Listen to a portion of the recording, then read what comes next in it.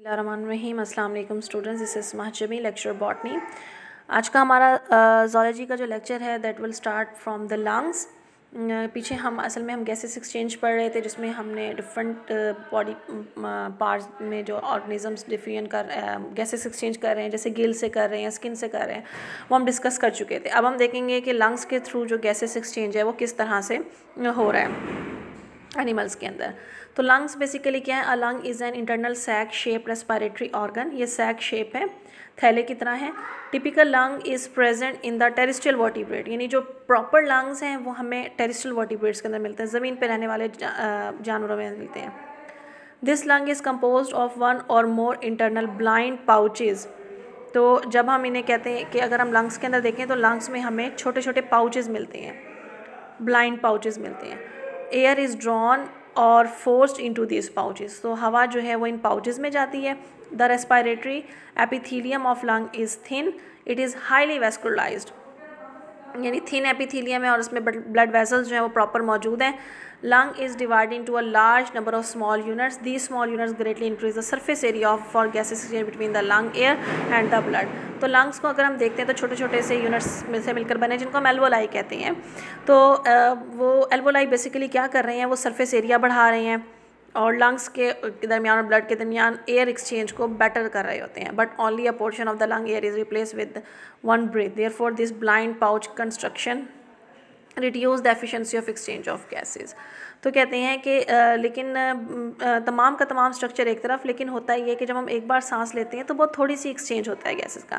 तो ये जो थिन ब्लाइंड पाउचेज़ हैं ये जो हैं वो गैसेस एक्सचेंज की एफिशिएंसी को लो कर रही होती हैं। लेकिन बर्ड्स में जो एफिशिएंसी है लंग्स की वो बहुत ज़्यादा है। They have one way passage through respiratory system. A mammal remove approximately 25% of oxygen from air with each breath, but a bird remove approximately 90%. यानी birds की आप एफिशिएंसी का अंदाज़ा इस तरह से लगा सकते हैं कि हम लोग जो है वो हवा से 25% एक सांस जब लेते हैं तो 25% ऑक्सीजन उसमें से निकाल सकते हैं, और birds जो है वो 90% जो है वो उसमें निकाल लेते होते हैं, क्योंकि उसमें पैराब्रोंकाई वगैरह मौजूद होते हैं। ये आप लोगों ने फर्स्ट ईयर में पढ़ा हुआ है गैसेस एक्सचेंज वाले चैप्टर में। एवोल्यूशन ऑफ लंग्स, यानी लंग्स में एवोल्यूशन किस तरह से आया? डिफरेंट एनिमल्स हैं तो डिफरेंट ही टाइप के लंग्स इवॉल्व होते गए।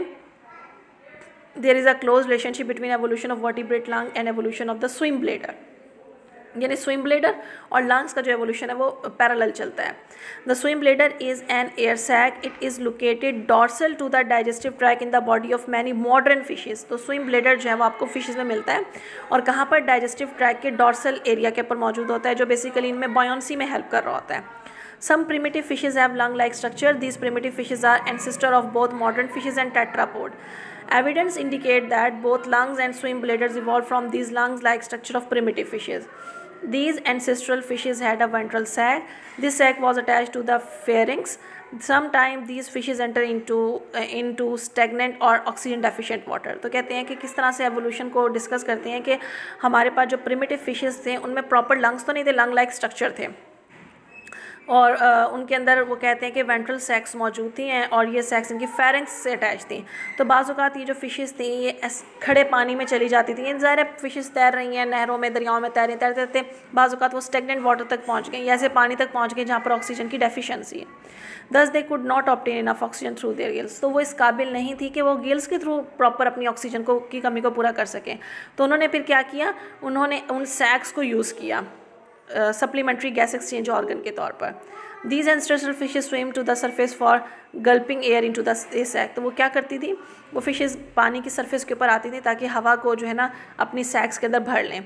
The exchange gas through the wall of this sac, और फिर जब हवा उसमें जाती थी तो उसकी सैक की जो वॉल थी उसमें जो कैपिलरीज मौजूद थी, ब्लड कैपिलरीज मौजूद थी, वहाँ पर फिर गैसेस एक्सचेंज होता था। तो इस तरह से आहिस्ता आहिस्ता जो है लंग्स बनना शुरू हो गए। तो दो टाइप के एवोल्यूशन हैं जो कि ब्लाइंड सैक में आए, एक आया स्विम ब्लेडर का बनना और दूसरा लंग्स का बनना। स्विम ब्लेडर अगर हम देखें तो first adaptation took place in modern bony fishes. The blind sac change into the swim bladder, the swim bladder of this fishes lie dorsal to the digestive tract. Lungs formation में क्या है? The other adaptation form lungs, lungs are present ventral to the digestive tract. तो swim bladder जो है वो dorsal side के ऊपर मौजूद है, लंग्स जो है वेंट्रल साइड पे हैं। A few present day fishes and the tetrapod have ventral lungs. There is an evolution of larger body size and higher metabolic rate in endothermic vertebrates like birds and mammals. तो आहिस्ता आहिस्ता बाकी की evolution भी आई, जैसे वो कहते हैं कि बर्ड्स और मैमल्स में बॉडी साइज बढ़ता गया, मेटाबॉलिक रेट बढ़ता गया, thus evolution of complex lungs also take place, और फिर साथ ही लंग्स भी जो है ना वो कॉम्प्लेक्स होते गए। It has increased the surface area for gas exchange, और इस तरह से मॉडिफिकेशन हुई कि सरफेस एरिया बढ़ता गया गैस एक्सचेंज के लिए। तो यहाँ पर आप देख सकते हैं कि जो लंग्स जो हैं वो डिफरेंट दिखाए हुए हैं। ये आपके पास जो लंग्स हैं ये एम्फीबियंस की हैं। यहाँ पर आप देखें प्रॉपर एक सैक है, ब्लाइंड सैक है, यहाँ पर कम सरफेस एरिया है। फिर एम्फीबियंस के बाद रेप्टाइल्स के अंदर थोड़ी सी मॉडिफिकेशन आ गई। देन हमारे पास बर्ड्स के अंदर आप देख सकते हैं पैराब्रोंकाई वाले लंग्स जो हैं वो मौजूद हैं। ये हमारे पास आ गए मैमल्स में, जिसमें आपको एल्वोलाई वगैरह मिल जाती हैं। तो इन चारों के अंदर सबसे ज़्यादा जो गैसेस एक्सचेंज है वो इसमें हो रहा होता है, ये ज़्यादा एफिशिएंट है। उसके दूसरे नंबर के ऊपर आपके पास मैमल्स आ जाते हैं, देन रेप्टाइल्स, और फिर लास्ट में हमारे पास जो है वो एम्फीबियंस के लंग्स आ जाते हैं। अब लंग्स के थ्रू वेंटिलेशन कैसे हो रही है? वेंटिलेशन के लिए वो कहते हैं कि it is based on several physiological principle, these principles are apply to all air breathing animal with lungs. यानी ये तमाम के तमाम प्रिंसिपल जो है वो इन तमाम एनिमल्स पे ही अप्लाई होते हैं जो लंग्स के थ्रू सांस ले रहे हैं। अब होता क्या है, फर्स्ट स्टेप क्या होता है, air move by bulk flowing to and out of the lung. ज़ाहिर जब आप सांस लेते हो तो हवा अंदर दाखिल होती है, सांस बाहर निकालते हो हवा बाहर निकलती है, इसको हम कहते हैं वेंटिलेशन। अब क्या है, oxygen and carbon dioxide diffuse across the respiratory surface of lungs tissue from pulmonary capillaries. Pulmonary capillaries के अंदर ऑक्सीजन और कार्बन डाइऑक्साइड का एक्सचेंज होता है। ऑक्सीजन कैपिलरीज में एंटर होती है और कार्बन डाइऑक्साइड बदले में बाहर निकलती है। Oxygen and carbon dioxide diffuse between the blood and interstitial fluid in the systemic capillaries.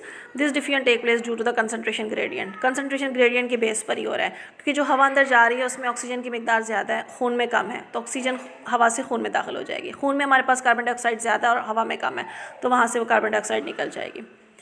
तो इस तरह से इनका एक्सचेंज होता है। Two different mechanisms are present in the vertebrate for lung ventilation. दो डिफरेंट मैकेनिज्म है और ये मैकेनिज्म फिजियोलॉजिकल प्रिंसिपल्स पे ही बेस करते हैं। एम्फीबियंस और सम रेप्टाइल्स के लिए वो कहते हैं कि they use a positive pressure pumping mechanism, they push air into their lungs, the muscles of mouth and pharynx create a positive pressure force air into the lungs. यानी ये जिस मैकेनिज्म पे काम करते हैं दैट इज़ पॉजिटिव प्रेशर, यानी मुंह और फेरिंक्स जो है वो एक पॉजिटिव प्रेशर क्रिएट करते हैं और हवा अंदर की तरफ जाती है। रेप्टाइल्स, बर्ड्स और मैमल्स में वो कहते हैं they use a negative pressure system, they inhale air by suction.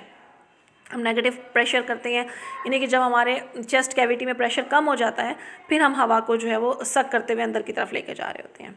अब वो बारी बारी वेंटिलेशन जो है वो डिफरेंट एनिमल्स ग्रुप्स में डिस्कस कर रहे हैं। उन्होंने सबसे पहले रेप्टाइल्स में डिस्कस किया, देन बर्ड्स में डिस्कस किया। सबसे पहले हम देखते हैं रेप्टाइल्स में जिसमें वो डिस्कस कर रहे हैं, एक ग्रुप है स्नेक, लिजर्ड, क्रोकोडाइल का, और दूसरा ग्रुप है हमारे पास टर्टल्स का। सबसे पहले हम देखते हैं स्नेक्स, लिजर्ड और क्रोकोडाइल जो है वो कैसे कर रहे हैं। They expand the body cavity with the posterior movement of ribs. अपने रिब्स की मूवमेंट से बॉडी कैविटी को इंक्रीज़ करती हैं, जिसकी वजह से इनके लंग्स पे प्रेशर कम हो जाता है और हवा जो है वो लंग्स के अंदर चली जाती है। The elastic recoil of lungs and movement of ribs and body wall compress. और फिर जब, क्योंकि ज़ाहिर है लंग्स जो हैं वो इलास्टिक टिश्यू से मिलकर बने हुए हैं, वो वापस अपने आप को नॉर्मलाइज करते हैं, रिकॉइल करते हैं, उसकी वजह से रिब्स में मूवमेंट होती है, बॉडी कंप्रेस हो जाती है, लंग्स पे प्रेशर पड़ता है और वो बाहर निकल जाती है हवा। ये तो रहा स्नेक, लिजर्ड्स और क्रोकोडाइल्स में। टर्टल्स में कैसे होता है, टर्टल की जो रिब्स हैं they are the part of their shell, thus movement of body wall is impossible. तो ज़ाहिर है रिब्स की मूवमेंट या बॉडी वॉल की मूवमेंट तो इम्पॉसिबल है ही नहीं, तो वो क्या करते हैं, वो एक्सेलेशन इनहेलेशन करते हैं। एक्सेलेशन के लिए they contract the muscle, it force the viscera कहते हैं इंटरनल बॉडी कैविटी को, तो वो मसल्स को कॉन्ट्रैक्ट करते हैं जिनकी उनकी विजरा जो है वो अपवर्ड मूवमेंट करती है। This movement compress the lungs, तो जिसकी वजह से लंग्स कंप्रेस हो जाते हैं। So the lungs exhale air, तो हवा जो है वो फिर बाहर निकल जाती है। इनहेल करने के लिए वो क्या करते हैं, लंग्स को इस तरह से कॉन्ट्रैक्ट करते हैं कि इनकी विजरा की जो कैविटी है वो बढ़ जाती है, जिसकी वजह से इनकी बॉडी में नेगेटिव प्रेशर क्रिएट होता है और हवा अंदर की तरफ दाखिल हो जाती है। बर्ड्स में वेंटिलेशन कैसे हो रही है, बर्ड्स के पास का जो मेटाबॉलिक रेट है वो बहुत ज़्यादा होता है क्योंकि वो फ्लाइट करते हैं, उड़ रहे हैं। दस birds have a great rate of oxygen consumption, इसलिए उनके अंदर ऑक्सीजन का यूज़ भी बहुत ज़्यादा है। But also use a negative pressure system, however birds also have a special lungs ventilation mechanism, it allow one way flow over gas exchange surface, this mechanism make bird lungs more efficient than mammalian lungs. Thus the lungs of birds are smaller than the lungs of mammals, size में छोटी हैं लेकिन ज़्यादा efficient है। तो birds की जो lungs हैं उनमें दो डिस्टिंक्ट स्ट्रक्चर्स मौजूद हैं, एक है पैराब्रोंकाई और दूसरे हैं एयर सैक्स। पैराब्रोंकाई जो हैं वो क्या हैं, bird lungs have passages called the parabronchi, यानी कि जो रास्ते हैं वो पैराब्रोंकाई कहलाते हैं। Parabronchi lead to the air capillaries, the gases exchange in these air capillaries. Air sacs, bird have air sacs, the arrangement of air sacs make one way flow, यानी air sacs की इस तरह से arrangement है कि हवा सिर्फ उसमें से एक बार गुजर कर जाती है। These air sacs spread throughout the body cavity. Muscles are present around the air sacs. The contraction of these air sacs can open and close the air sac. मतलब इन मसल्स की कॉन्ट्रैक्शन जो है वो ही डिसाइड करती है कि air sac ने खुलना है या बंद होना है। Inhale air bypass the lungs, भी जब हवा अंदर लेके गए हैं तो वह हवा उनके लंग्स के पास से गुजरती है, वहाँ से उसकी एब्डोमिनल एयर सैक में एंटर हो जाती है।